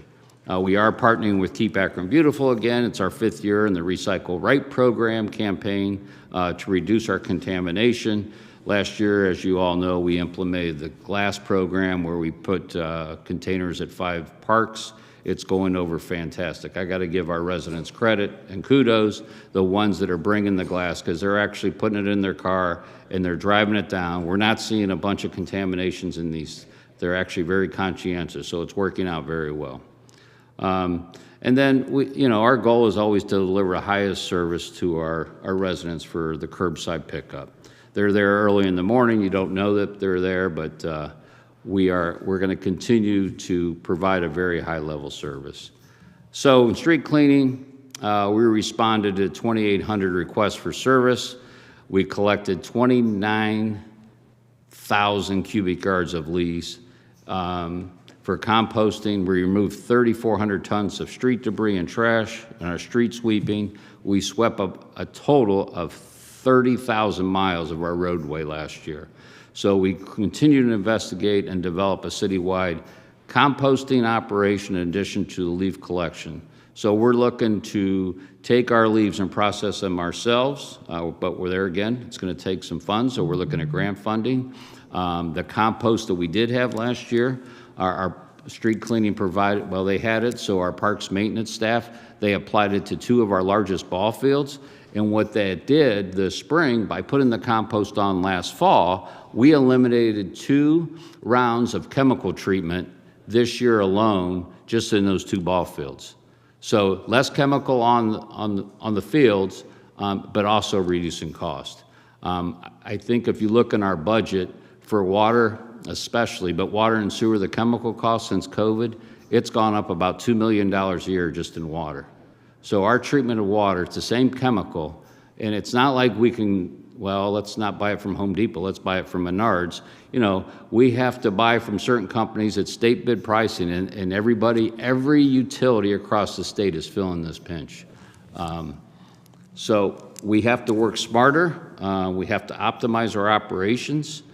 Our goals for 2024 in street cleaning is to continue to research and implement technology to enhance operations to improve public information and participation. We'll go on to the Water Bureau. The Water Bureau strives to continue improvement to provide the best possible service for the highest quality by reducing expenses. So there again, they have worked with some people from Akron U, and a lot of our own people, how we can optimize these chemicals and still provide a high quality of water. So, we worked very hard about 4 years ago to optimize these chemicals, but then the chemical cost. So is it a wash? Almost. The increase in cost, but thank goodness, or we'd have another $2 million. We'd be upside down in our budget because of the high chemical cost. Some of our accomplishments for 23, we replaced 700 lead service lines and 621 galvanized service lines. The EPA is going to have a new guidance that if you replace a lead service and the homeowner has a galvanized service on their side, they're going to make you take it out. So what we are doing is we're being proactive. We've applied for money. I believe the Ohio EPA is over the last few years, we've obtained almost $12 million between ARPA and what the state has given us to take out these lead services. You're going to see a piece of legislation Monday that it is going to be for, I believe it's $1 million, and this $1 million is going to take out galvanized services. So we got this funding, and what we're going to do, and I got to give Jeff credit for this, he worked with our DEI team. We're going to do 5 contracts, and we're going to bid these contracts. So we're not looking for the big boys to do these. We're looking for small, local, especially minority contracts to do these, because this is all in the front yard work. This is stuff they do every day. So we are looking to them to bid on these contracts, and we're going to keep in about $250,000 each or $200,000 each, so they can get the bonding, and that will help them build their company and hire employees. So we're really excited about that, and obviously we're going to remove galvanized service on private side. Without that funding, that would be your responsibility. That would be your responsibility as a homeowner to take that out. And it could cost you $3,000, $4,000. I mean, if you got somebody to come in here for $1,500, if it's real short, but we've heard them as high as $3,000 or $4,000. So we're going to do this because we got grant funding. So we're really excited about this program. Like I said, you'll see that legislation on Monday. Our goals is just to continue to be successful, operate and maintain a water plant in our watershed. Obviously, the things that they're doing in the watershed are fabulous with Jessica. She wins award after award up there. I don't have them right in front of me, but just a fantastic job. She's looking now to help us with our green infrastructure, with our CSO program, because we have long-term maintenance. So she's working on a program with our Parks Division to, instead of having an outside contractor or a certified landscaping company do this work, we're going to try to bring that back inside. So I got to give Mr. Fricker and Mr. Wheeler kudos because they have allowed us to add some staff in our Parks Division, especially the landscaping division. We did get a funding through Akron to fund some of these employees. If you look out the window at the Goodyear Park, we call it, we want every park to look like that park, okay? So that's why they have allowed us to hire some more people, because now that we've put almost $45 million in downtown, we want it to look beautiful. But we want all the parks in your neighborhood to look beautiful too. So we're going to strive to make all these things high quality for all our residents. Sewer maintenance, our accomplishments, one additional sewer maintenance employee became Ohio EPA certified wastewater collection operator. A lot of this training is done by our employees at these divisions. They train our younger employees to get these certifications. So I have to give them kudos. They're the ones out there working with them. And then there again, finance, they let us give a little bump in pay. They get these certifications. They allow us to, it's an adjustment when they get these certifications, they get these licenses. Our goals, to complete year 5 of year number 3 of cleaning and inspection. Every 5 years, we have to TV and clean every mile of our sanitary and CSO. Jeff, you probably remember when we signed this consent decree, but we're in year 5 already. So year 5, third cycle, this is the 15th year we're doing this. It's a lot of work, but the calls for service, when we get these heavy rains, we're just not getting them anymore. We're not getting the basement backups. We're identifying these problems. We're fixing them, spot repairs. We're lining sewers. It has made our system, and we're seeing it at the plant. We're seeing when we get these in dry weather flow, we're probably around 50 MGD flow rate, where we used to be 60 or 70. So keeping that clear water, that clean water out of our system has really been beneficial. Water reclamation, we did not incur any exceedance of discharge permit. So we applied for our 3rd consecutive gold award from NACWA. I wish Mr. Zampelli would be here because he's going after the Platinum Award. There again, that's just another feather in their cap down there. If you look at what used to happen 30 years ago, in the mid-'80s, they say there was 962 million gallons of wastewater that didn't receive secondary treatment at the wastewater plant because they didn't have the capacity. Now we can go up to 280. They've had 0 of those overflows in the last so many years. 0. Everything gets full treatment. Our goals, you know, we're going to assist our support staff in seeking more certification in the state of Ohio and increase our licensed operators. I just want to tell one quick story about one employee. So Jeff calls me last summer, Bernowski, when we had a little problem up at the water plant, and we had a high level of chlorine contact, which we caught before it ever affected anybody. It was very minor. So he says, we've got it handled. We've actually shut down one of our distribution lines. We're bringing water back. All our towers are fine. It should take us about an hour, hour and a half to get this set. But I told him, if there's any kind of issue, I want to know ahead of time. So there's really nothing to be alarmed about. We don't need to call the EPA, none of that stuff. But I drive out there. It was a beautiful night. I'm on the phone. My wife goes, why don't you just go? Because you're just going to be on the phone. So I drive out there, and I see this guy, and they introduce me to him. And, hey, Mike, what are you doing here? He goes, I thought you were off. Another operator. He goes, well, I saw on my phone. I thought I'd come in. I mean, these are the kind of employees we have. He was off, but he saw it, so he comes in. So Jeff goes, ask him about his story. So I see this young man. I don't know, he's probably about 30. Well, I thought he was about 22, but he was 30. He started with us as an intern in high school at 18 years old, his senior year. He worked half a day, and then he went back to school for half a day. He was at Ellen. He's now 30. He's worked himself up to a foreman. He actually was able to get enough seniority to go on first shift, but he decided to go on the back shift so he could help train some of the younger people. So he's taken advantage of our Stark State program, and he's going to try to get an engineering degree. So I mean, that's what these people are doing every day. We're making life better for all our workers down there, and try to make a better place. So that's just one example. And I got to give kudos to HR. They help us get those interns in here, and APS. And these guys let us hire them. Not that I'm putting the pressure on them, but they let us hire these people to do this because, listen, it's hard to hire anybody. You know, we used to have a lot of seasonals. You remember, seasonals, you can't hire them anymore. So we went to them and said, listen, we have 5 seasonals in parks. We can't even hire them. We advertise it. Could we get two full-time positions? So they switched it over, changed the budget. Obviously, that comes with a cost, but we got those 2 positions. So we have 2 new people with full benefits working in parks.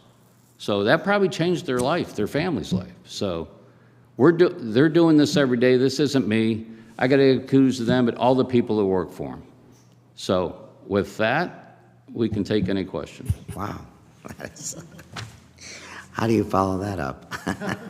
But that is so awesome. Thank you so much for every department and their service to the citizens of Akron. That is so awesome. We can entertain questions and comments from our committee members. Jeff Fusco. Thank you, sir. Congratulations, I hate to say, to our 2 folks that are leaving at the end of the month, but thank you for your service. Thank you for all you've done. Really appreciate it. So I did have a couple questions on page 92, I think it is. Let me get there. It seemed as though what we're doing is in traffic engineering, like taking 1 or 2 positions and moving them to another, and I just was curious about that, or 1 position, I'm sorry. Right, so they have the same number of employees. There's just 1 more. We move 1 from the general fund side to the highway side. Mm-hmm.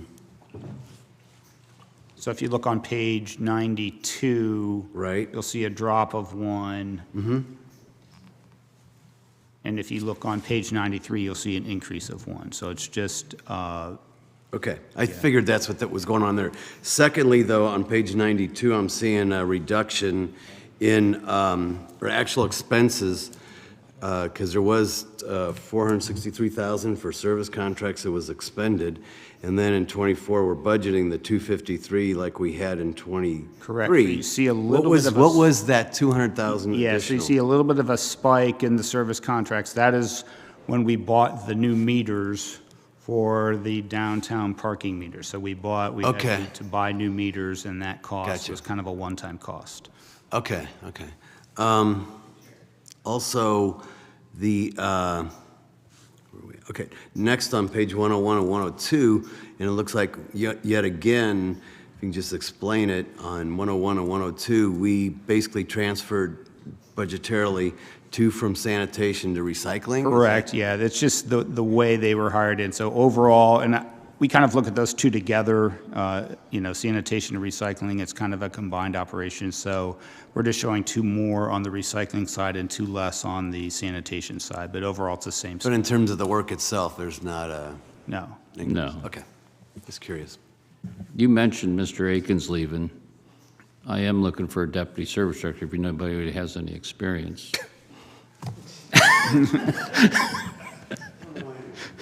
Yeah. Councilman Eric Garrett has a question. Thank you, Chair. A lot of times you look at an agency or organization and you wonder how they're able to be so great. Just in my time on council, Chris, you've helped me. Just simple things, road replacement, road ceilings and stuff like that, or traffic stops. You took the time to really move the needle on that. And so I can understand why your staff is so amazing because of the things that you do. Thanks for sticking around to help our city out. My question is a lot of times we ride around the city and I see tires on the side of the road and things of that nature. A lot of times I hear about people being able to take tires and make them into mulch or safe landings. Is there anything in the budget to help with the tires? And then one of the other things, man, that I think is really amazing, a lot of times when we hear about folks talk about budget, you went right into the minority hiring and minority involvement. So I really appreciate you taking the time to even consider that. So thank you so much, Chris. You're welcome. We do have a tire recycler. We don't have any program in-house that we do that. I could tell you this, that we do allow our residents to put out four a year on their curb, and we pick them up, but then we have to pay to dispose of them. Unfortunately, we used to pay like $1 a tire, and now it's up to almost $5 a tire. So when people dump tires, it does come to a huge expense. Now, we did work with APD last year, and because we were finding them in some of our abandoned houses, and they did, I don't know how to say this, they did capture a couple people doing that, and it's really quieted down. But we're continuing to look, and there again, that's something we would look with our new grants writer and programs. Is there anything out there that we can do, just like our glass? You know, our waste management said you're paying to put this glass in the landfill. And they went out and they found somebody in Indiana. They gave us the bin. So we're continuing to look at that. That's a good point, though, with all the tires that we do pick up. Thank you. Councilman Hardy. Thank you, Mr. Chairman. First of all, it is hard to imagine a City of Akron Service Department without Jim Aiken and Jim Hall. We will have to, but there's nothing more that can be said about just the tremendous service that you both have given to the city. 3 quick questions. One, just to build off Councilman Garrett's question, Director Luddle, the litter issue in the city. I know it's something that all of my colleagues and I have been receiving a lot of phone calls on, and I think when all of us were at home during COVID, it got real bad. Yeah. And service has been, doing God's work trying to keep up with it. So is KAB, but just operationally, wanted to ask you how you're seeing litter and cleanup. It's very frustrating. You know, how do we handle it? I guess it'd be nice if we do more public outreach and more education. I mean, I just don't understand why people would throw something out of their car, okay? And we see it all the time. We clean up an expressway ramp and you go by 3 days later and it's not a trash bag, but it's out there. So we tried, Director Lash and myself talked to the courts last year. We're not getting the work release as we used to. It kind of changed after COVID. But we are going to look to reinstitute that with the courts, because there was times we would pick up 30 people on a day and we would go out and clean trash or clean inlets or mow grass. And obviously it helped them too. It helped them their restitution. They didn't have to come out of pocket. So did they love to do it? No, but it did help them. So we're looking to reinstitute that. And then it's just the whole public education. I think almost every council member did like a citywide cleanup last year. That helped a lot. To organize that in their own neighborhood and get their residents out there. I would hope that they would look at doing that again this year. Councilman Lombardo likes to do it when it snows, but that's okay. I mean, that sounds good. Less to clean up. But that did help. That did help that spring cleanup. So. Okay, count me in. That answers your question. No, it does. It helps a great deal. Next one. Street lighting. So I have been surprised the amount of calls I've gotten about street lights out, and it's more of an opportunity for you to maybe provide some clarity, because looking at the budget, we don't have a ton of staff and never have in sort of the lighting aspect. And a lot of people call us and they think, okay, we're not putting money and resources towards street lighting. But if you might give us an update as to where we're at with First Energy or Ohio Edison in terms of, I know they've had some backups, but just where we're at on regular, everyday replacements. So there's about 24,000 streetlights in Akron, in city proper, okay? And they own, or there's almost 25,000. They own about 23,000 of those. So obviously you could see some of our goals. We want to upgrade all ours to LED. 10-year life, less maintenance, less electricity. We recently, Mayor and I and senior staff met with the new CEO, and he made a commitment to, he said something like 3 to 5 days after they get the call, but he understands the need, and he gave us a commitment that he's going to make it a high priority when these calls come in to get these lamps replaced.